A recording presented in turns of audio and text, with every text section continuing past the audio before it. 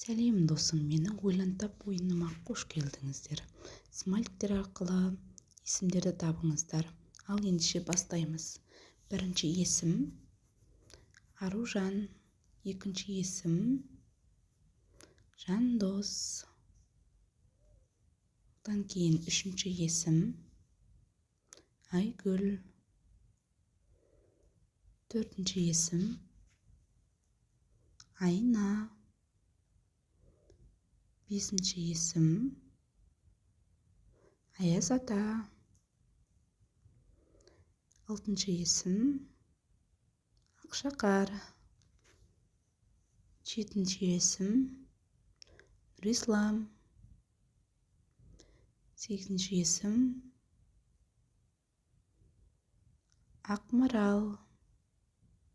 Тоғызыншы есім Алмагүл. Оныншы есім Қылышбек.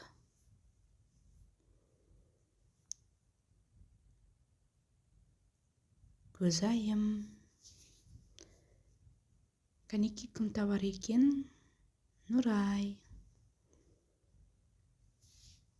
Ең қиыны Асқат. Кәне досым, белсенді болайық. Нұржан. Сау болыңыздар, келесі кездескенше.